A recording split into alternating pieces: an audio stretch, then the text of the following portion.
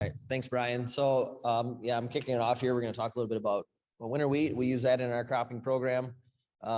We've been doing that for probably 6 or 7 years. We used to do a lot of spring seeding of our alfalfa and kind of decided maybe we could diversify our rotation a little bit, bring winter wheat into it, and then go to a summer manure, so a manure application in the summer, and then go ahead and seed that down in the fall. So we've been doing that for quite a few years now with some really good results. So a couple of photos up in front of you there. The top center photo is kind of a manure system that we used to work with, a custom applicator.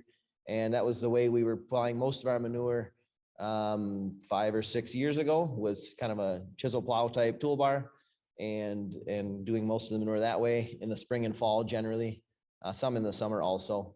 So we just wanted to include that to kind of show, a system that we were using that many of you might be familiar with, and then kind of highlight what we've transitioned to. So I'm not actually sure what the November 1st picture, maybe that's yours, Aaron. Okay. That's good. Gotcha. Okay. So if you want to follow through the play a little bit, basically we are growing a lot of corn silage, and then we'll come in after corn silage and no-till winter wheat right in after we get done harvesting the corn silage, and then let the winter wheat come through winter. And then in the spring, which the photos won't actually highlight anything, but we have snuck some more manure windows in on our wheat program as well. So this year we applied we applied a low rate of manure in the fall on our winter wheat crop after it was up and out of the ground and growing. And then sometimes we'll even apply a small amount in the spring as well. I did find that last year we applied some in the spring, and I think it maybe gave a little bit too much to the wheat, because then we did have some pretty tall wheat that lodged a little bit. But you have a question? Application rates in gallons per. He was asking about application rates, and what was the other part of the question? Just how much in each of those applications? Sure. So like last fall, we put on about 7,000 gallons per acre with a dribble bar, which you'll see some photos of that. And again, that for us, that's manure that's been through a manure digester and a screw press separator. So it's relatively low solids in our manure. So I should just highlight and point that out, that might make my manure a little bit different than these guys in the way that they're handling it. So, but just kind of plugging through the play, harvest the wheat for grain in July, generally in July, and then we'll bale off the straw and take that back to the dairy, using that for bedding and feed. And then we'll put on some manure again. The photo prior that showed that low disturbance manure applicator, that was something we were actually doing a couple years ago. That's with a custom applicator that I work with. This year, we actually just did a surface application because we had done some in the spring. So you'll see the theme, but we're just doing more applications, smaller applications, and trying to get them onto a growing crop anytime we can. So this year we took the wheat off, put a surface application down, waited a little bit, and then we just no-tilled the alfalfa in at that time. So yeah, George, so looking at this, like when you probably started out on, I'll call it the wheat starter over there on the left. Basically, you're doing a full rate of manure after. Yeah, so without doing anything on the fall prior, we were kind of saving that up and saying, okay, we're going to do winter wheat, and we're going to put the manure on in the summer, more of a full rate, and then bank those nutrients, for the next year. And then you kind of evolved. Yeah, and we kind of moved away from that, just deciding I didn't want to be doing so many gallons at one time and kind of relying on that to be there. So just splitting that up, and also ultimately seeing that this winter wheat needs nutrients too. So why not feed it in the fall a little bit? And so that's been working out really well. And just for the benefit of the soil, trying to reduce the single amount of manure going out at any one time really seems to be beneficial. So the gallons in the summer. Yeah. So like if we're doing a 7,000 in the fall, then we would come back this summer. It was very similar. I mean, more often than not now, that's kind of where we're at with most of our applications. 7,000 to 7,500 is what's generally allowable with our soil texture and soil type as a one-time surface application. So works really well. The better we build our soils, the faster they're able to infiltrate the manure, and it's really becomes a really viable option for us to surface supply. And so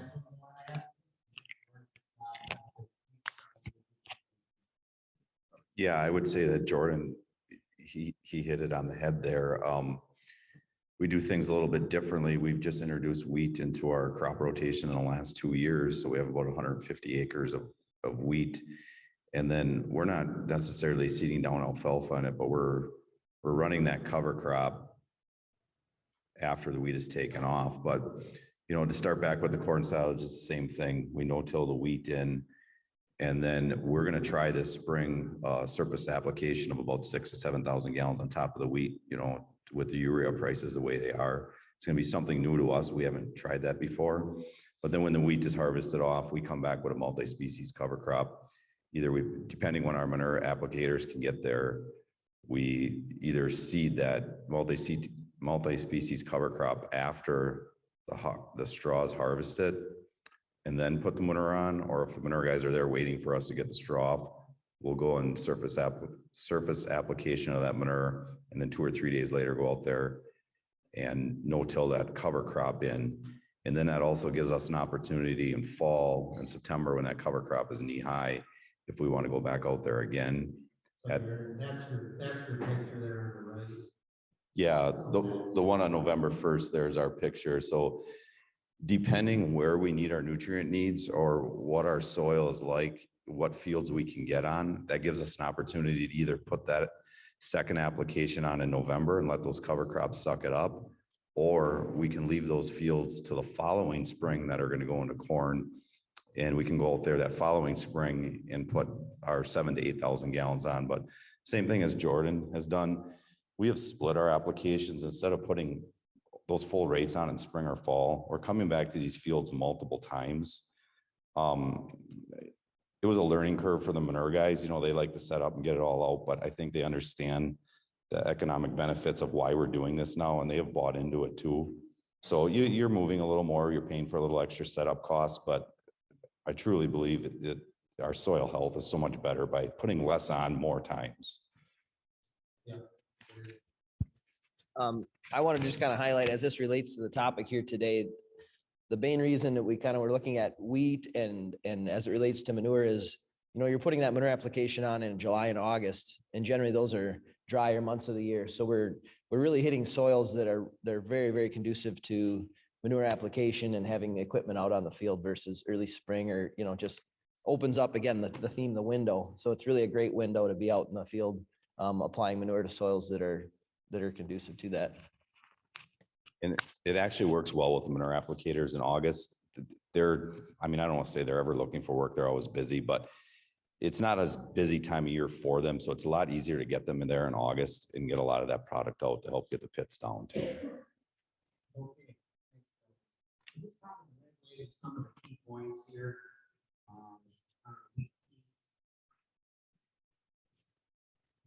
You know, what's this week doing? One thing you guys can bring up, I think, Jordan, you kind of said to me, you know, you're out in the spring, you're trying to seed down your alfalfa now for your seed. You got a wider window for your seed down in August. That helps you out. Opens up your manure window. You get a little diversity in rotation. So what we mean by this, where you might have been in corn silage, alfalfa type rotation. Now you got this wheat, that third crop, you get some wheat and soil out there. Another thing which Jordan didn't highlight was, you know, for some of these operations that may be looking for land, and you got a guy that's corn bean based, this is maybe an entry point, kind of work in a manure agreement with the wheat. Let's speak that right now. If we have time at the end, on that. Again, dry time sucks it up. Applicators are available. If you're short on storage, or maybe full this time of year, this is a way to spread it out. Moving on to the next blade, Rye Starter blade. Kind of the here. This is kind of our class. Yeah, I like working with rye. You can beat it up and it'll still grow. I mean, you can do anything with rye and it'll grow. You can throw it on concrete and it'll grow. So this is an easy one to work with after corn silage. We're out there with the no-till drill right behind the chopper and getting that rye seeded. And then It all depends when our manure guys can get there too. So we've had it there where they're there right behind us drilling it, where the rye has not even sprouted or out of the ground. And we will do a low disturbance manure application, and the rye just pops right through that. And there's been times where the manure guys have got there 3-4 weeks after the rye was planted and it was an inch tall. Same thing, we'll do the low disturbance manure application. Rye is just a resilient crop. You put it on there and it pops right through. And then in spring, depending where we need our nutrient needs, we can do the exact same application with the low disturbance manure applicator. We go out into those rye fields and we'll put on that 6,000 to 8,000 gallon range.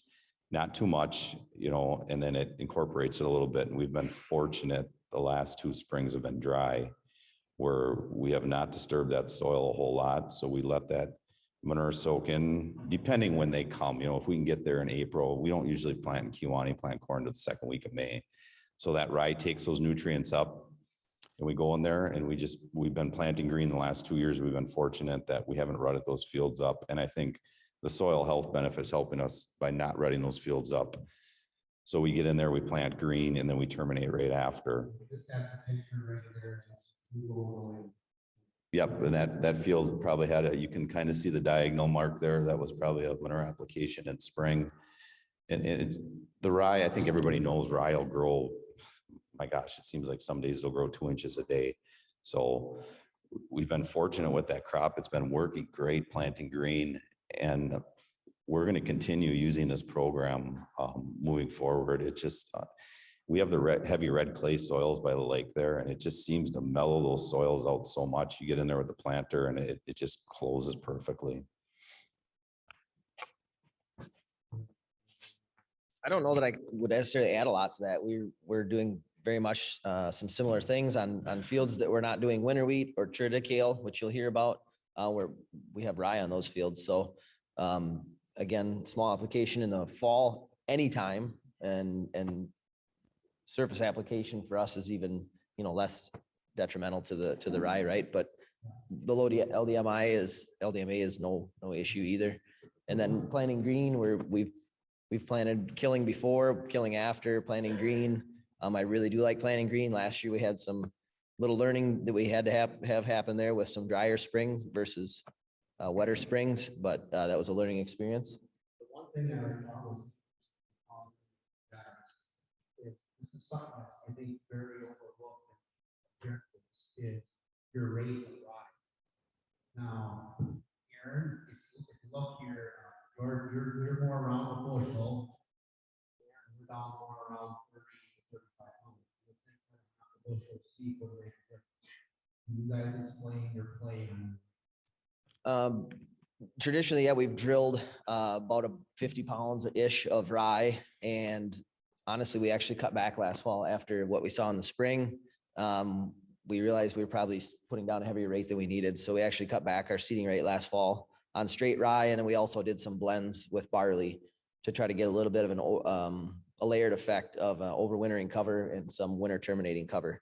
We also threw some hairy vetch and some dwarf Essex rape in the mix too, but I haven't yet to see that come through in the spring and plant into it, so I can't speak to that. But again, just that willingness to see what happened last year or the year prior and what other people experienced and adapt and tweak a little bit is really part of the fun. But yeah, I think for us, I don't think we're going to be doing a lot of 50 pounds of drilled, I'll emphasize drilled rye. If you're broadcasting and incorporating, that's a different animal. But if you're getting it into the soil with a drill, that you're going to get a lot of bang for your buck out of, 30, 35 pounds of rye.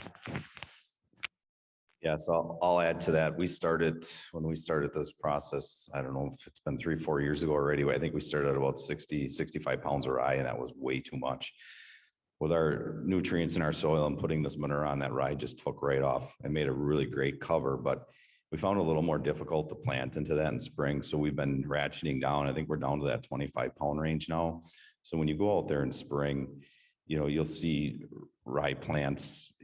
You can see the soil yet, if that makes sense. So it's a lot easier to plant into the soil. The sun hits that soil and helps warm it up, but yet the rye is pulling enough moisture out of that soil, and you have the root base there. So it's been I would say a learning curve, but we just keep ratcheting those rye numbers down and we're getting the same results. So And Now, your goal, you're not. correct. That's Our dairy, we don't have a need for low end forage. All our heifers are raised in Kansas, so we have to produce dairy quality forage there. So yeah, we don't need those high rates of rye. So we just, like I said, we ratchet it down and it's been working for us.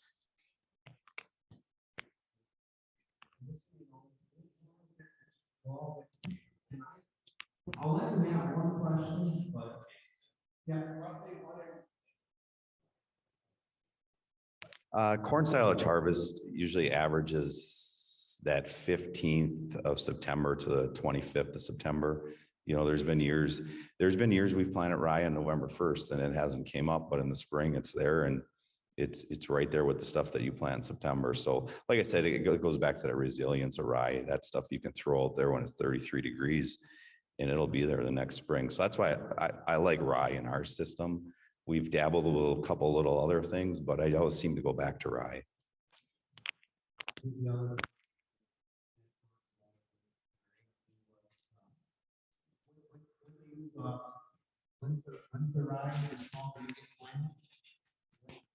Yeah. Yeah, we actually work with a neighbor. He's our next door neighbor. He cash crops, but he actually has two 20-foot John Deere no-till drills, and he and his brother are both Johnny's on the spot. They do my custom drilling, and they're just always ready to go. So I just wanted to kind of like reiterate what our speaker this morning said, as far as that one farmer she talked about said, treat your cover crop like your cash crop. So I have my seed ordered, my seed's ready. I have my maps printed out. I give them to my drill operators. I actually give them my list of fields that we're going to be chopping in the relative order that I feel we're going to harvest them. And so literally it's just a text, stay the chopper's rolling. And a lot of times they're in the field as the chopper's leaving.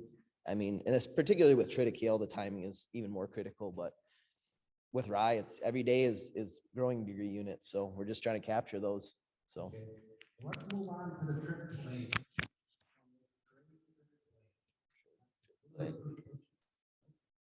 That's nice.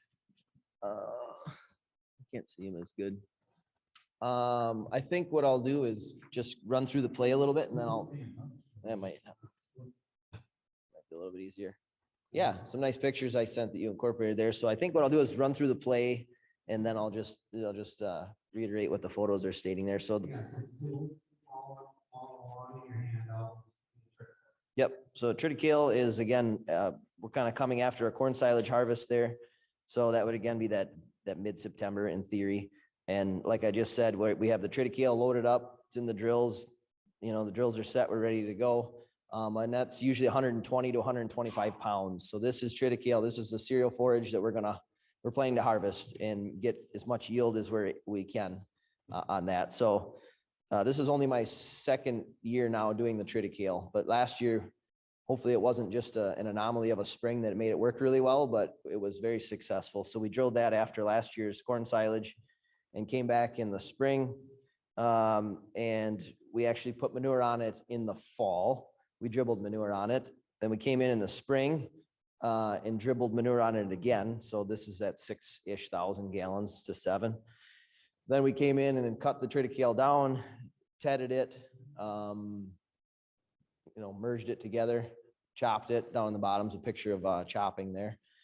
Chopped the Triticale. This time we targeted a smaller size, so like a boot stage Triticale, with the goal of producing forage that would be able to feed milk cows and sustain milk production. So we took that off and we were between 2.5 and 3 tons of dry matter, for those of you that speak that lingo, and brought that in and tested it really consistent, right around that 160 to 165 RFQ number, relative forage quality. So for me, very happy with that to bring in that yield, that timing, that quality. We did that right around May 15th. So no different than we would have harvested our normal first cutting of alfalfa. Brought that in, and then again, with the plan of corn silage to follow. So drilled, the photo in the bottom right is me planting 15-inch silage corn into some triticale ground that had been harvested. So that was actually, I shortened the population when I ordered that variety because I anticipated the trip might come off a week to 10 days later. So just as a precaution, I shortened that to a 97-day hybrid versus a 109-day, which would be my typical maturity range. So that's a photo there, planting into some trit, planted really well. And then we came in right after the trit was, why do I say that? Came in after the corn was planted within a day or two, and we dribbled manure on it again. So that total rotation had 3 passes of low rate manure on it and met a high amount of the nutrient requirements of those 3 crops. So A couple of interesting points here.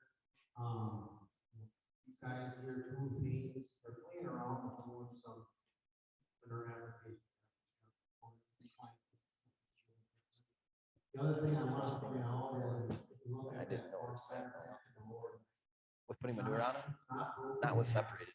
Jordan's down in the drumline area and you deal with smoke. So, Yep. And that was he's not a flatlander. that was like a type of a terrace that I was planning over. So that was like an extra kind of cool photo, showing the lay of the land there. But as the play runs out, then it's just a chemical burn down. So I came back after planning and sprayed off the volunteer triticale that came up, and we were super happy with the corn that we were able to grow following triticale. So it was in that scenario, it was like a true double crop program. We had basically a full crop of triticale, milk quality triticale, equivalent to the value of haylage, and then a full crop of high quality corn silage. So if I can repeat that year after year, that will be a very, very good play for me. But again, I'm not going to do that every year on the same field. We'll rotate and change things. Yeah, so your idea is, you maybe pick this play out, it ain't Yep. gonna be on all your acres.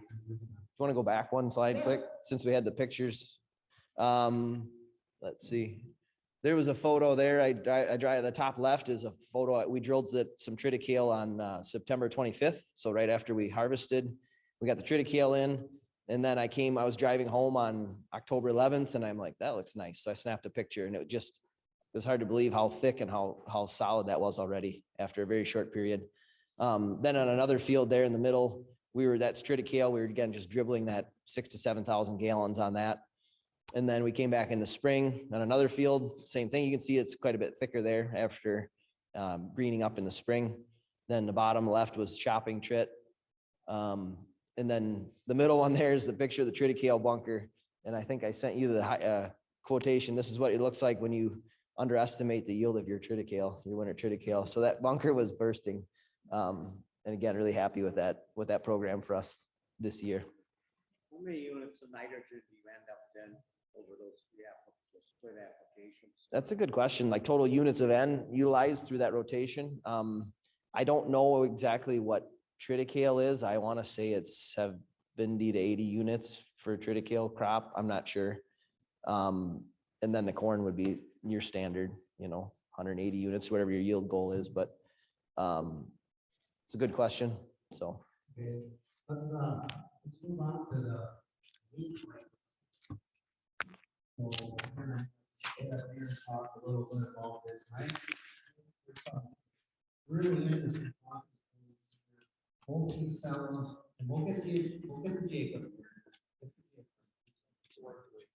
Brey coming up, but Aaron and Jordan kind of have different variations of doing the same thing, but we'll let them know. I'll maybe let Aaron run through his play, I guess, as I'd call it. But the photos in front of you there is a field right below my house where I live, is on the bottom left. So that's a field grass alfalfa. So we have alfalfa, and then we use a meadow fescue and a tall fescue blend together with our alfalfa. And just a photo there, that's actually a full week after we took the hay off. Generally, I'd like to be earlier than that, but just emphasizing that the window's a little bit wider than what it maybe could be. So right there, we're just dribbling that 6,000 to 7,000 gallons an acre of manure on that grass alfalfa. And I just wanted to kind of point out how green that is within a week of harvest with having grass in the mix. It's just a whole different visual and a whole different amount of soil cover.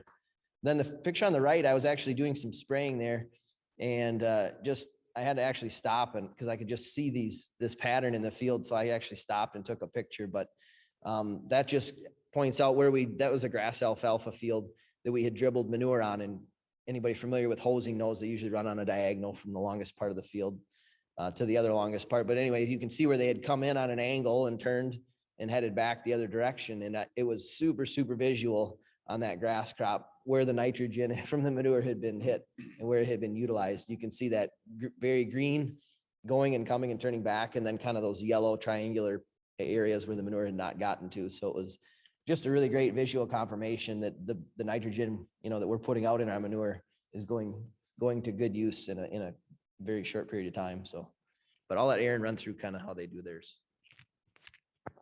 So yeah, we've been doing established hay for 15 to 18 years now. It's been a great way to get the pits empty in summer, and it gives us the opportunity. We do either first and third crop. We'll always try to skip a crop. We won't do 2 in a row, or we'll do second and fourth, depending on the weather and depending on when the manure applicators can get there. But it is a very large window to get decent amounts of manure out in summer on a growing crop. Along with Jordan, we also grow about 2.5 pounds of meadow fescue in our alfalfa. But the only difference between Jordan and I is I can't be out there a week after we harvest the hay. We're running anywhere from a 12 to 18% solid content in our manure. We bed with sand, and we run sometimes 2 boats in that pit. We're always trying to put out a real thick slurry. So the manure guys are actually laying hose as the last semis are coming out of the field, and they're chasing us when we're chopping. And we put that 6,000 to 8,000 gallon range down, and we have to do teardrop turns on the end. And anywhere we double apply that manure, we can kiss our alfalfa goodbye because it's so thick we burn it. But that alfalfa and that grass reacts to that manure application like you wouldn't believe. It's phenomenal. Like Jordan said, where you do those teardrop turns on the end where you don't get the manure, when we come to harvest the next crop, there's 6 to 8 inches difference there. And we do 1 application of potash. We'll supplement about 200 pounds a year on our alfalfa because we're not quite getting all the potash needs we need out of our manure. But doing hay ground has been a simple, easy way for a number of years to get manure out in summer on a growing crop.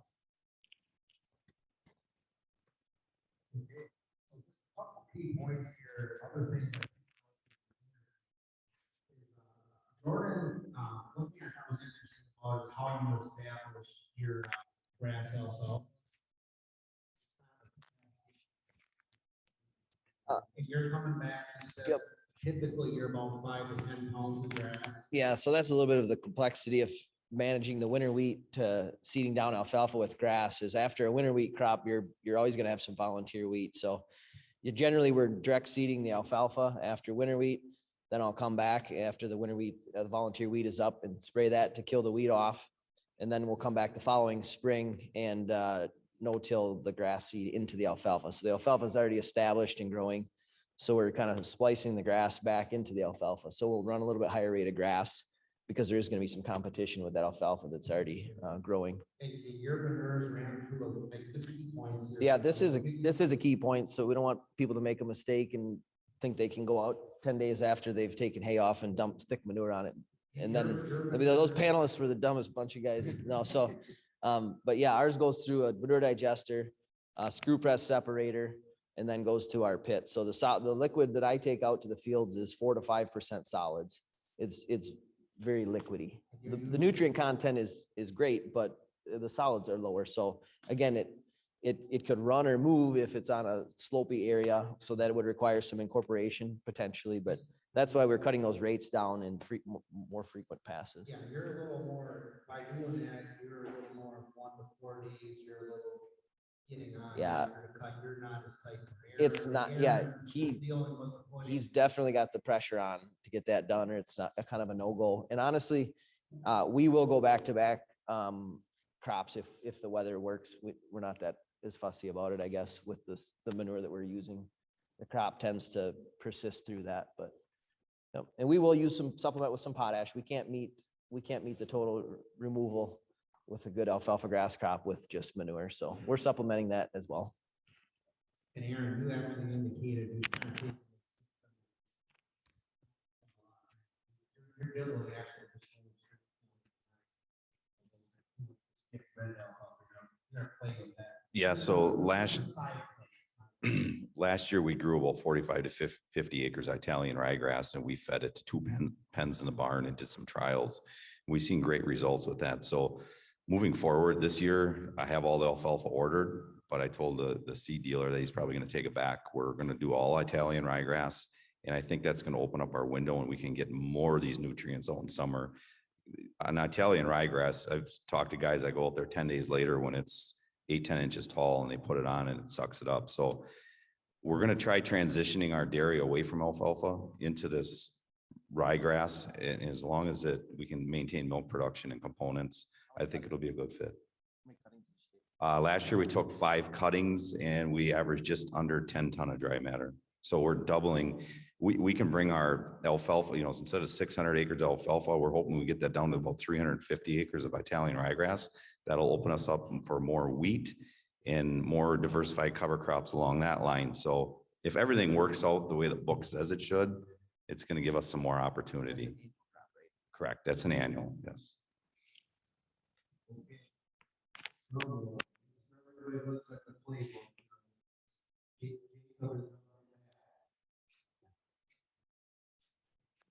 It's part of it. It's part of it. You've got to have to live. What if I choke like Aaron Rodgers does in the playoffs?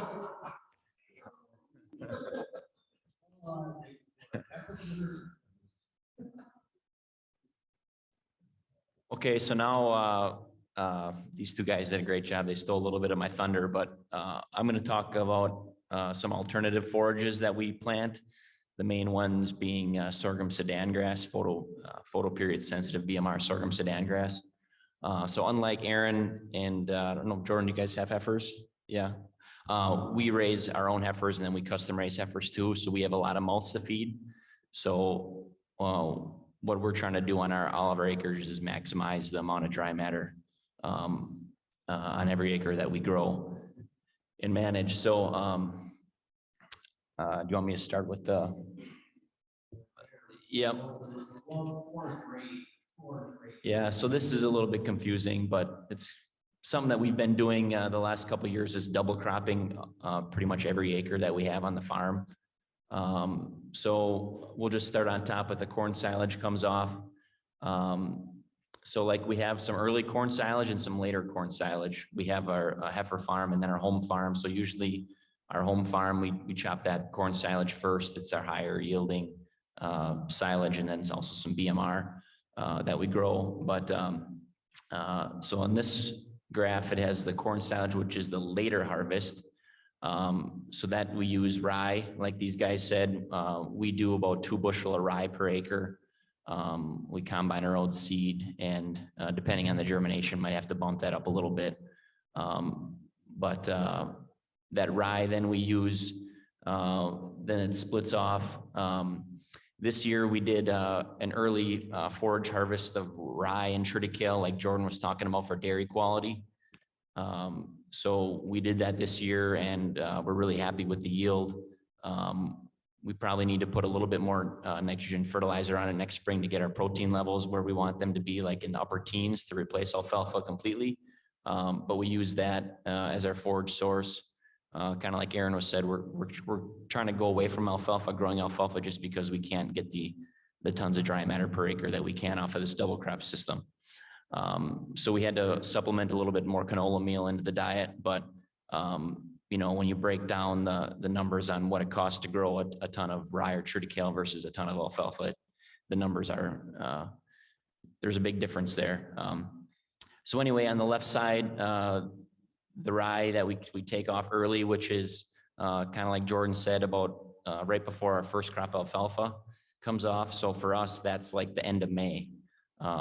We're actually a little bit farther north of where Aaron is yet, pretty cool climate. So we're usually not making first crop alfalfa till Memorial Day or 1st of June. So on that early rye or winter forage triticale, we came back this spring and we did a low disturbance manure injection with a Bazooka Farm Star. Like Aaron, we have really high solid content in our manure. We don't have a separator. So I would like to dribble it on like Jordan does, but we're just afraid that by putting that high solid manure content on a growing winter forage crop, that once we come in to harvest it, that we might get some of that manure back in the silo, and we don't want that for our cows. So it really kind of makes that a pretty busy week or two, the end of May being in June, because as soon as we chop off the winter forage, we got to be in there and we have to get the manure applied and let it dry out and get the corn planted as soon as we can, because those are really valuable days for the corn crop to be growing. So we typically follow that winter forage with like a 90-day silage. And then on the right side, we let some of that rye go longer.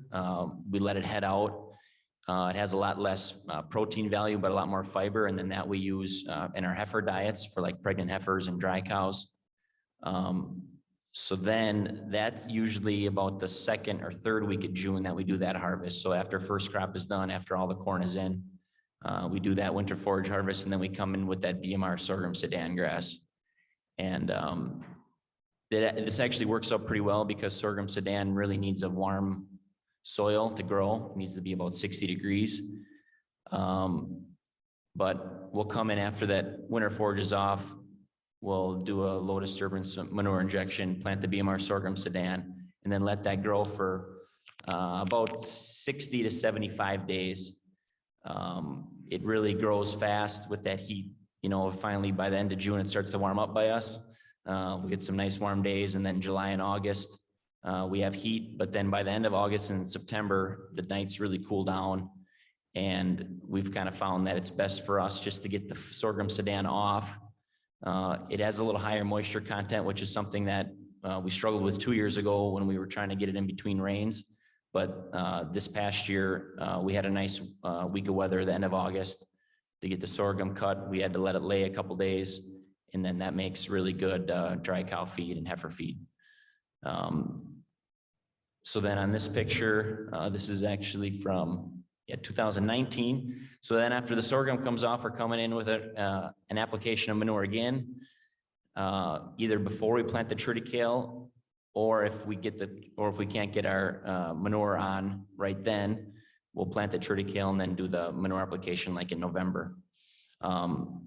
Triticale is not as resilient maybe as rye is. It needs to be planted earlier in the fall. We've kind of found we need to get it in for sure by kind of the 20th of September by us. But we like the triticale for the dairy cow diet because it has a little bit more protein content, and you get a really good yield on it.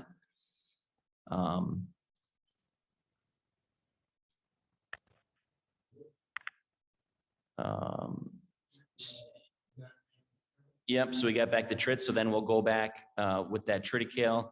Like I said, we would prefer the triticale either to get the manure before we plant it or wait till November once it's out of the ground a couple inches. The triticale does an amazing job, and rye does too, of soaking up all those nutrients. We'd prefer to inject it just so we can cut down our volatilization of the we want to use all the nitrogen that we can, especially on years like this year. November is also, we found a good time for us to haul manure. It's cooler. It doesn't smell as bad. Everybody's got their windows closed, so we usually don't run into issues hauling in November on these forage crops. The roads stay clean, and if it's a cold, wet November, then we would have some issues with compaction. But the winter forage really does a good job of kind of alleviating the compaction and really mellowing out the soil over the winter. A couple of key points there. Production for him. He's very comfortable with these gaining 20 to 30% more.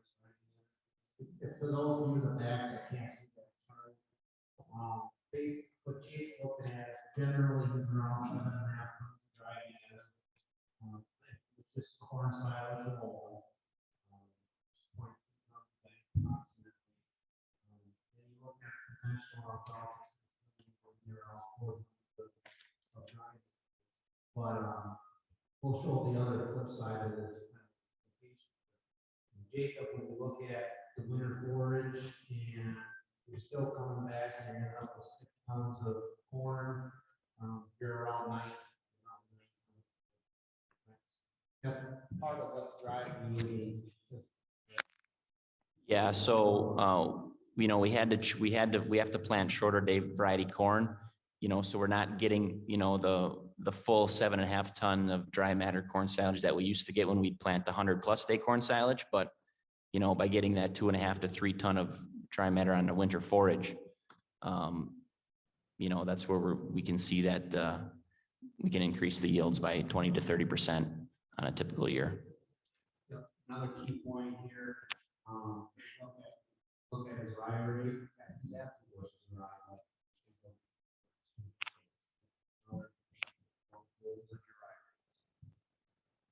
Hey, Jake, you want to kind of go into kind of, we'll call it part 2 of the forage rate. This is your Yeah, so I touched on this a little bit before. This is Triticale. Triticale it's a lot leafier than rye. It really, I don't know, something with the tillering, you know, the agronomist would maybe be able to explain it more better than I can, but you really get a really thick mat of really high quality digestible feed with the Triticale. That's my dog there. He's like a 60-pound dog, you know, so that Triticale was probably, you know, 3.5 feet tall, but a really thick mat. We planted at 100 to 120 pounds an acre. So yeah, we take that Triticale off for the dairy quality feed. This past summer, we didn't feed any alfalfa haylage from the 1st of June to middle of September in our diets. The cows hung in the low 90s for production. So for us, we were satisfied with that. You know, we gave up maybe a few pounds of milk, but our income over feed costs was still pretty competitive. So that Triticale came off. We came in with the Bazooka low disturbance manure. Oh, it's gonna work? Okay.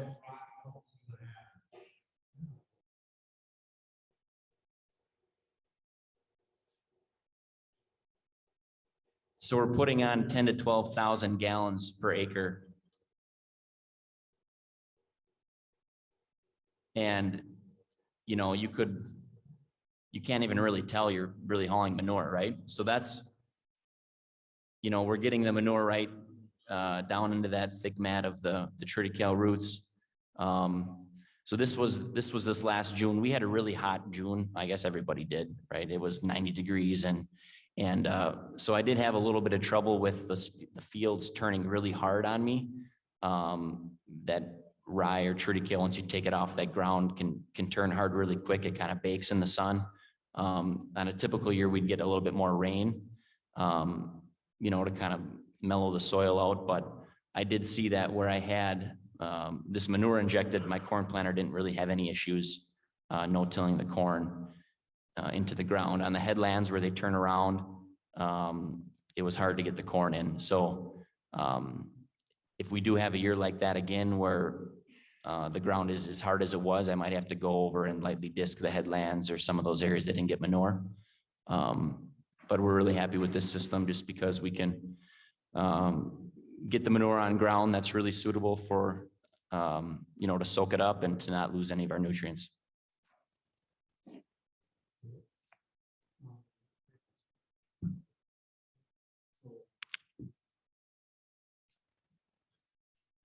We'll go to the next one here. We'll call this the old hay takedown. Here.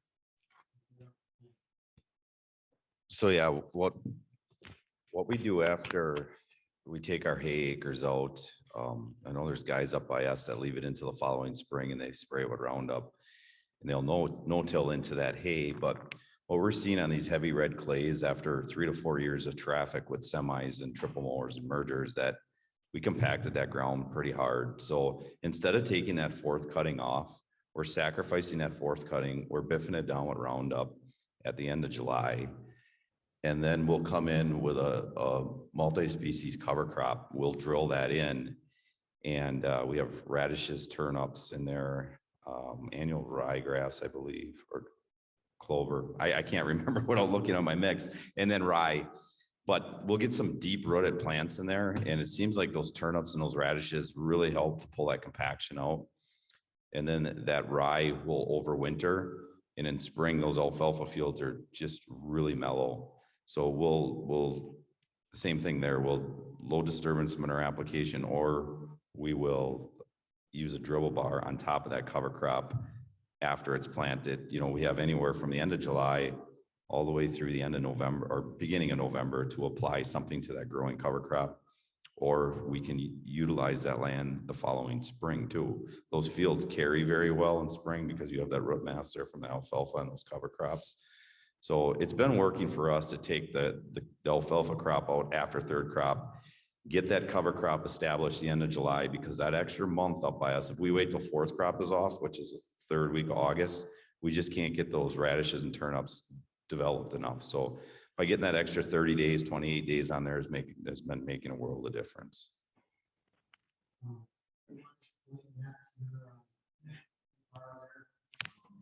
Yeah, so on the left side, that's just out there, no tilling. We have a 15-foot Great Plains drill with the coulter cart on front. Get those good seed to soil contact. And then the middle picture there is October 8th. That's an alfalfa, the alfalfa field we're planting into.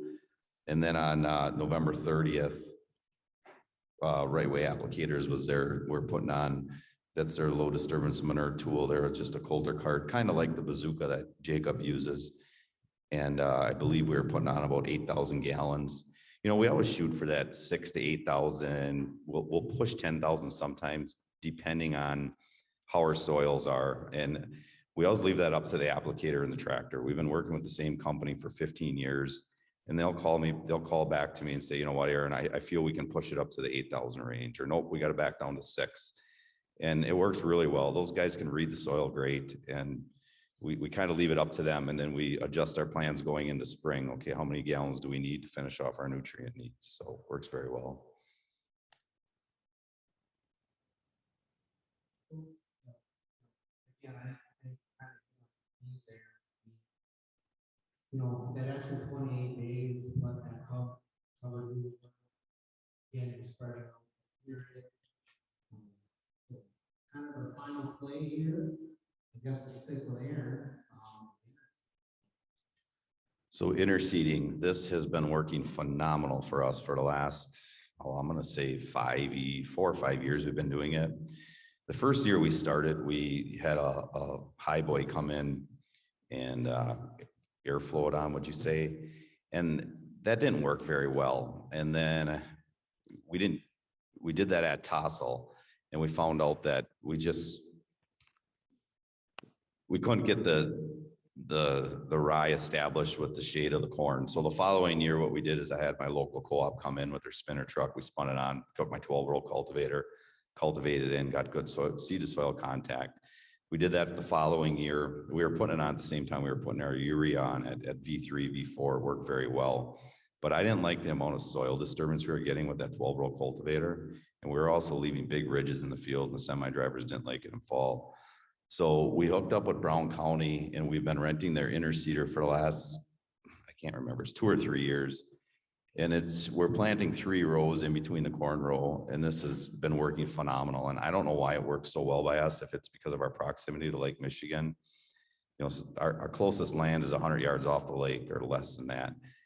And out of the 1,600 acres we farm, the majority of it is all, I would say, 3 miles or closer to Lake Michigan. So we're always a little cooler there than everybody else. So I think that helps getting the cover crop established. And that cover crop will sprout within 4 days of planting it. And then that corn canopy's over, and it kind of just sits dormant there all summer. And then when we chop the corn silage off, that picture, there's no dates on it, but I'm going to say in a matter of 10 to 14 days, that's what that cover crop looks like after we chop corn off. And then we'll go in there and we'll either splash manure on top or low disturbance manure in. And another week after that, that cover crop pops right back, and you can't even tell manure was put on it.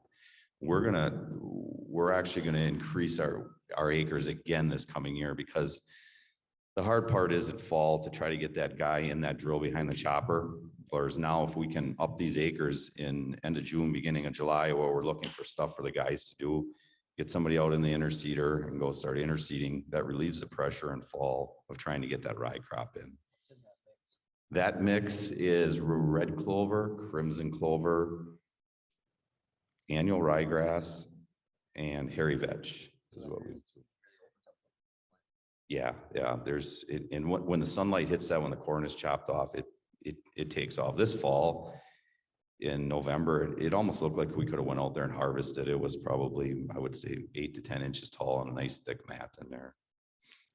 Yeah.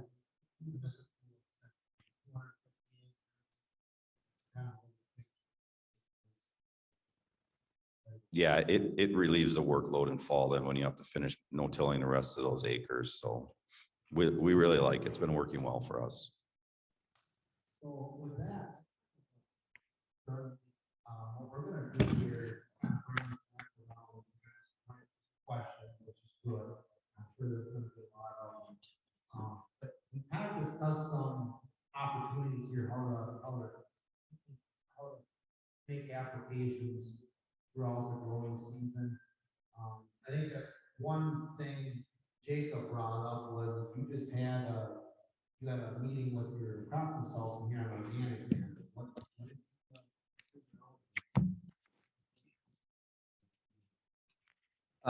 Yeah, so we were looking at our soil tests a couple weeks ago, and it's really only been probably 5 years, 6 years, maybe 4 on some of these fields that we've started to stack these, these soil health practices on top of each other with the no-till, the low disturbance manure injection, and the cover crops.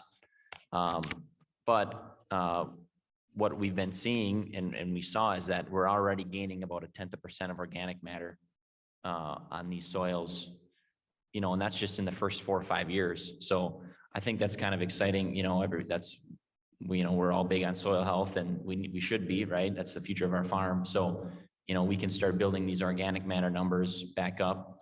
That's going to only help more for our water holding capacity and all the things that we know make the soil healthy. So I think it's exciting to look forward, and maybe in 5 more years after we've been doing these practices, 10 years, our organic matter number is going to be twice as much as they are. I know, are we going to get 0.2, per year or 0.3? So, the double crop system for us has worked well because we're getting a lot of good feed off these fields, and we're improving the soil as we're doing it. So it's definitely a win-win.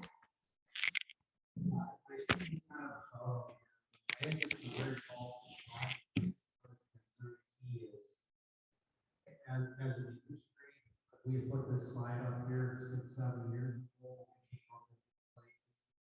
A lot's evolved here in the last 4 or 5 years.